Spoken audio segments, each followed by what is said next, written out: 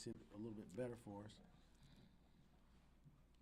Guys, thank you for coming out. You know, I know it's short notice, but we wanted to make sure we had some clear, good information for you. But it's another great day in the city of Flint, and we're very, very blessed to be here. And I always thank God every time I have an engagement.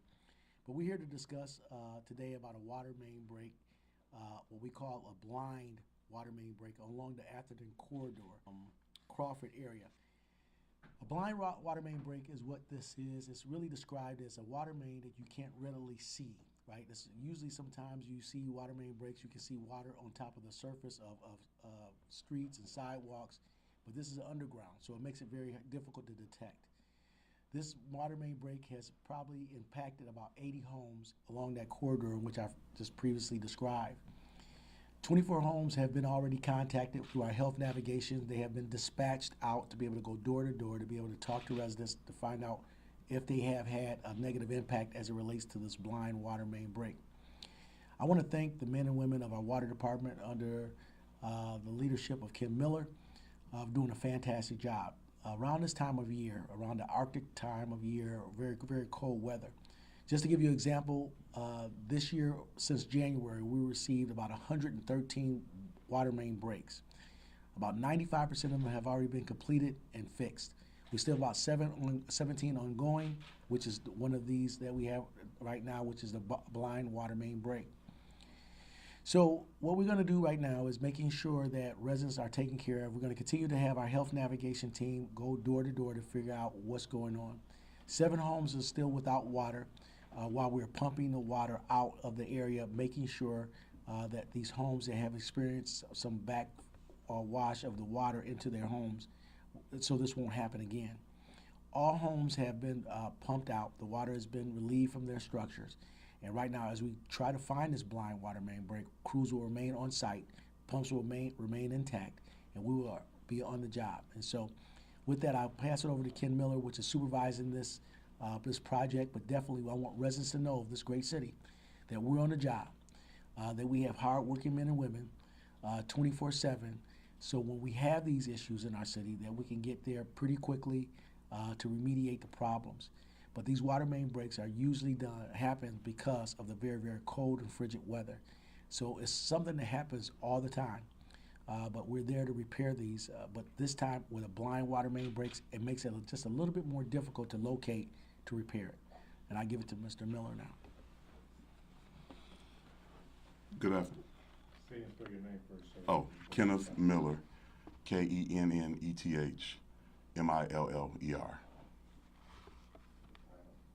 I am the DPW Administrator of Utilities. Well, I want to echo what the mayor said. The team that we assembled to remediate this issue is a fantastic team. As anybody will tell you, response is everything. And we responded quickly and professionally and made sure that our any stakeholders that needed to know what was happening knew about this situation, including the mayor. During this frigid time of the year, like the mayor said, water main breaks increase in any system. The cold weather creates a frost at the top of the surface of the ground, which shifts the ground and puts pressure on the pipes. So I'd be willing to take any questions from a technical perspective. When exactly was this identified as an issue, and when did crews respond? I imagine immediately, but when exactly during the day or overnight, or when was it? So we got a call in the middle of the night, about 1 a.m. on Wednesday night going into Thursday, and our team responded immediately. And is there any expectation of how long it'll take to, correct this issue at this point, or is it too early on to say, that it will be remedied within, a day or a couple days? Well, like the mayor said, because it's a blind leak, there's going to be a process to figure out exactly what segment of pipe we need to look at in order to then begin to pinpoint where the leak is and dig it up and repair it. Yes, sir. Yes. Is part of the reason aging infrastructure, and if so, what can be done about it? Well, you can't discount aging infrastructure. The city of Flint is a is a very aged town with aged infrastructure. What can be done about it? We can continue to look for the opportunity to do some capital improvements, which every municipality in the country is doing right now. So we're going to look for opportunity to carve out some opportunities for infrastructure improvements. Okay, and is there a possibility that we could see more potential breaks within the coming weeks? Oh, absolutely. With the shifts in temperatures, the rising and falling of temperatures, temperature fluctuations, right? There will be other breaks, and so it shouldn't surprise us until probably around May for the slowdown. Okay, and the last question is: has the city seen more water breaks just within this year compared to years prior? So I haven't been here, but for about 10 months. However, looking at some data in the work order management system, I did see that there has been an increase this calendar year in water main breaks. Last year, we had on record around 97. I'm above that right now. Okay. Yes, sir. Might be better directed towards the mayor, but we've talked to some residents who have had flooding in their basements because of this. Does the city provide any sort of resources to help them with the cleanup efforts now that the water's been pumped out? Yeah, those residents should be directed to be able to fill out a damage claim for it, and we will evaluate it at that particular time. Anything that has to go over and above any coverage that they may have with their insurance company, the city will definitely make a good determination leaning toward the residents at that particular point. But we have went into those homes that had flooding. Water was pumped out of those structures. There's no homes remaining now that has any standing water in their structure. We're having pumps moving through the system right now, making sure that that doesn't reoccur, so they won't experience that in that area. The map here to my right, that's displayed to my right is the impacted area. In that area, it's about 80 structures that is engaged in this area that the blind break is in. Right now, crews are now running camera systems through our piping to try to figure out and see if they can locate where that actual break is. And then once that break is then identified, we can get in there and actually repair this. But definitely, because of such the cold weather and the rise and the drops in temperature, this, Mother Nature plays, very, very, very cruel sometimes. And so when you have cold weather, this is something that happens. But definitely, I want residents to know that the city of Flint and its team stand ready at all hours, all times of day, to be able to dispatch repair crews, to be able to handle and take care of the residents.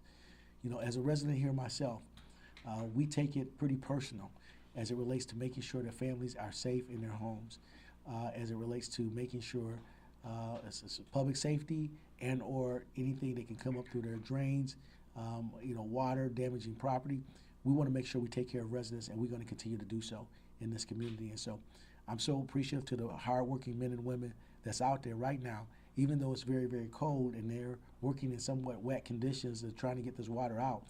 And so they're dedicated to the jobs. And so I'm appreciative of them, and I'm definitely appreciative of those residents that have a level of patience for this process. But we'll be able to handle any particular thing that comes our way as it relates to filing damage claims and or making sure that we can remediate any issues as it relates to water entering their structures. So Susan, they don't have to do anything special today, like boil their water, do all this, because that'll be the first thing they say. What do you say to that? So. Yeah, our environmental protection agencies has not given us the green light to give a boil water advisory. There's no need in the system, and I'll give it back to Ken to be able to finish answering that technical question, but at this time, no.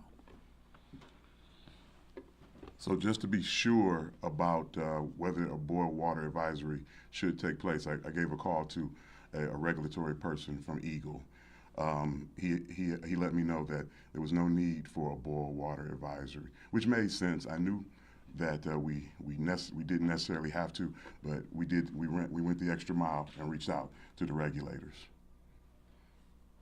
Just one last question for you, Kenneth. How unique are these blind water breaks? Is this something you guys see often or not so often? So in my history, I've seen dozens of them. usually a water main break will surface to the surface of the ground. But you do have these instances where the water pipe is not so far from another structure, like a sewer or a utility duct. And water will take the path of least resistance. It'll go wherever it can. So these are things that happen, but not very often. But we're prepared to take care of them when we find them. Thank you. All right.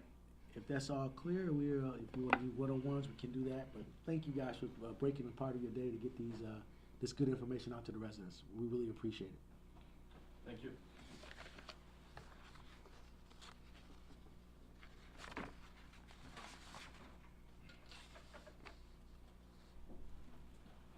Are there any one-on-ones needed? Not from flying. Anybody?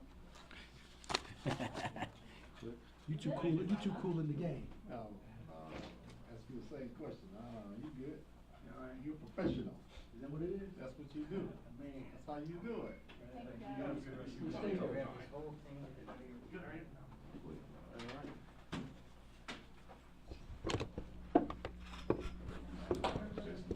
Oh, yeah, you know what?